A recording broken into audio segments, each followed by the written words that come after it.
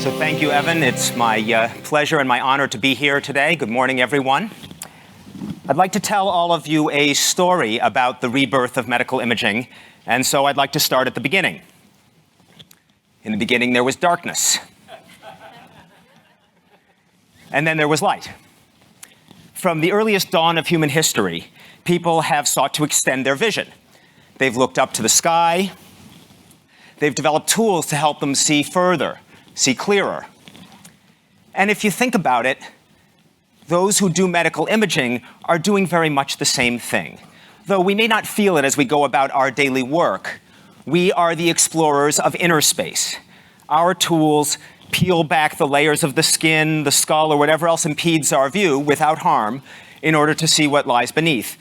And just as for any outwardly focused exploration, whenever we extend our vision, we invariably expand our minds.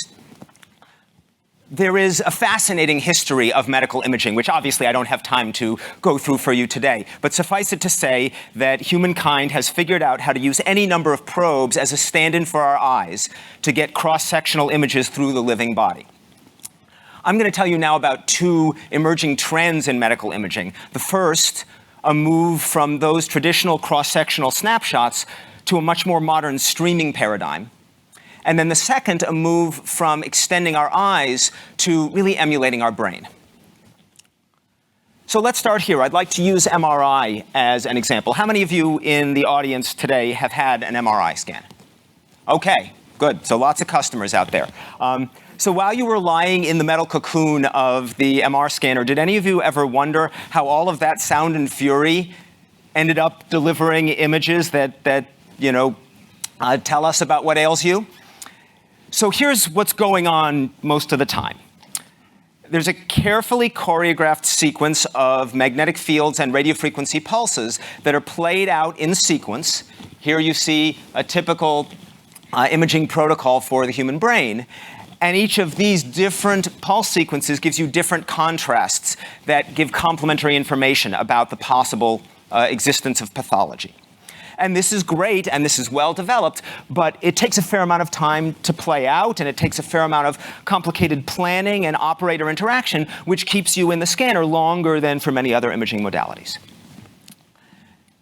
So the amount of information that is available from MRI is really mind-boggling, as is the potential complexity of an MR scan, as you see right here. So this is a protocol for a cardiac imaging examination, which now includes all of these setup phases and localizers and all these different types of images, and all those Ds down at the bottom are dead time, unused time, where you're just sitting there and the operator is doing something. And then there are all these breath holds. And you can imagine someone with cardiac disease is probably not going to be all that inclined to hold his or her breath, or all that inclined to go for the 60 minutes that this protocol lasts. Okay, so here's an alternative.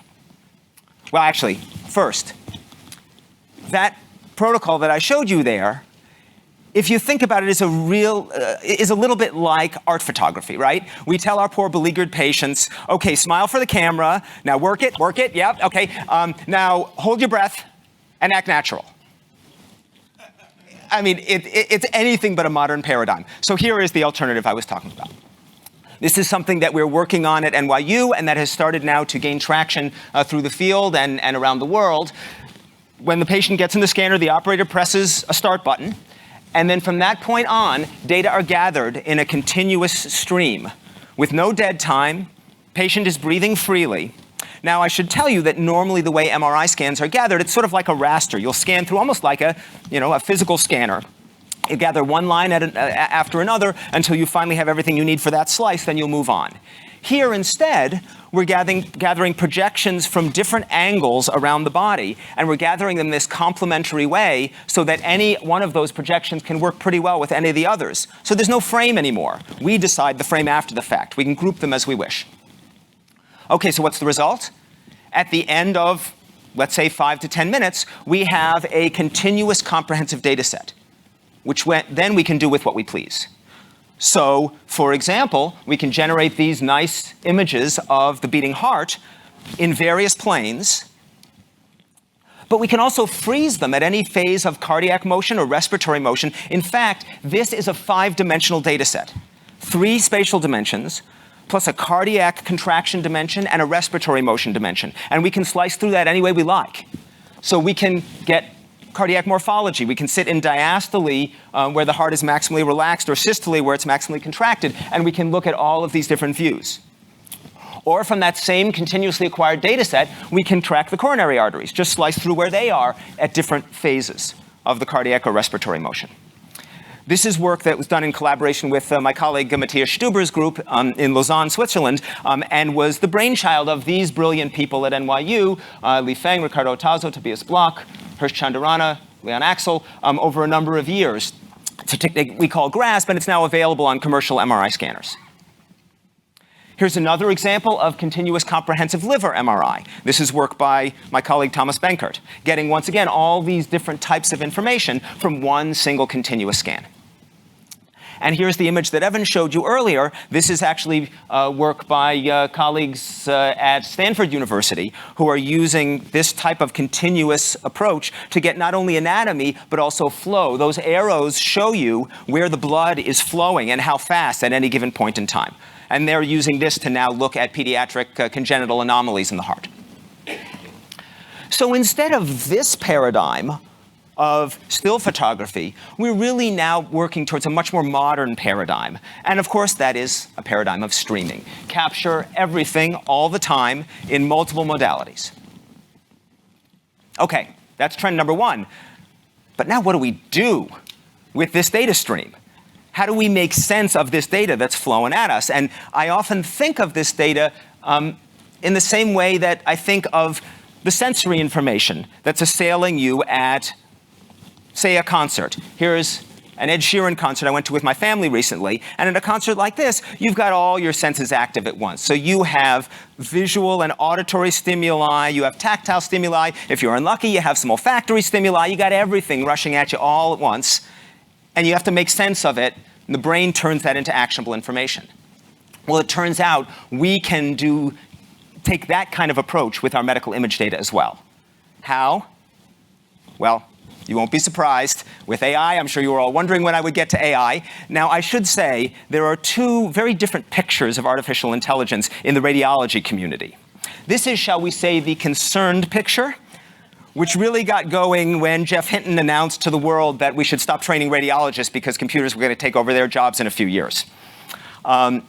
This is a more, shall we say, collaborative picture. Whoops.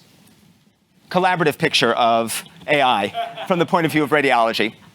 And the reason that we can have this kind of collaborative picture is that AI can not only do old things like looking at normal scans or detecting kind of straightforwardly abnormal pathology, but it can also do new things we couldn't do before, like analyzing data streams. So here's a beginning.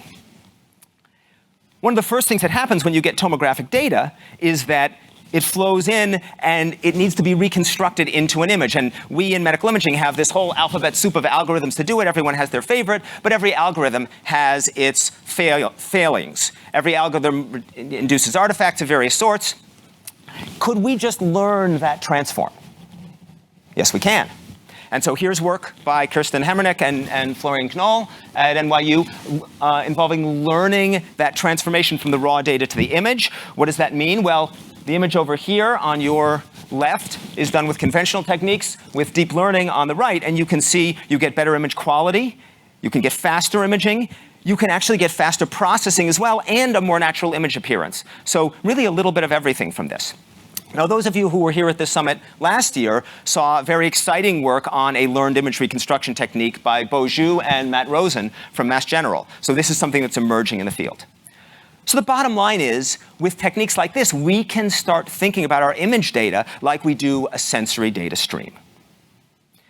Okay, well, my last point here is, what does this mean for our actual MR scanners or our actual medical imaging devices? You can say, well, this is all happening to the data, but the devices are going to stay the same. No, I don't think so. Now, here's some of the evolution of the MR scanner. And what you can see is, though we lost the wood paneling and we got a lot fancier looking scanners, and all kinds of bells and whistles inside due to creative genius from any number of investigators, basically we're still a bore with a bed after all these years of creative imagining. Why? Because we're still doing the same type of thing we started out doing with MRI. getting those snapshots in carefully calibrated positions. But let's say we know that we have deep learning or AI at our disposal. So we have an acquisition machine, we have a reconstruction machine, which converts that into an image. We have an interpretation machine, which then takes that and starts looking for lesions, looking for pathology. Can't we just skip the middleman? Why do we have to go through the images? So am I suggesting now that we devisualize visual tech? Not necessarily. I actually think that the image information, the spatially localized information will still be there, but the point is our eyes may be optimized for certain types of presentation of data, but machines can take pure information in and extract it. And if we're thinking about just getting that key information, we can start thinking about stripping down our scanners. Do we need to have the pure, perfectly calibrated environment of our modern scanners? Or can we use something that's a lot less perfect, but we learn the imperfections? And for that matter, why do we need to get one data stream at a time? There are combined MR PET scanners already commercially. We have one at NYU. There is combined MR and ultrasound for MR-guided focused ultrasound. You could imagine adding photonics, wearables. Why not? And if you then look at this, what you've got now is a multi-sensory scanner. And if you have all of this, it's very easy to feed that back for guidance of therapy, or for that matter, to gather different data that gets you the information you want more robustly. So we've all seen the self-driving car. If you think about a scanner that is now gathering multifaceted information all the time, I would contend we're moving into the era of the self-driving scanner. Okay, so 3 take-home messages and I'm done. Number 1, the days of the carefully framed snapshot are numbered, and the era of continuous, comprehensive medical imaging data is upon us. Number 2, we're not just copying our eyes anymore in medical imaging, we're actually emulating the way we experience the world. And then number 3, this is going to transform the way we build and use medical imaging devices. And it's going to open new horizons in the exploration of inner space. So we are in a new dawn in medical imaging, and it's time for us to see things in a new light. So with that, I just want to thank all of my colleagues at NYU School of Medicine who show me new horizons every day at our Center for Advanced Imaging Innovation and Research. And I'd like to thank all of you very much for your attention. Thank you very much. That was great, Daniel. Thank you very much.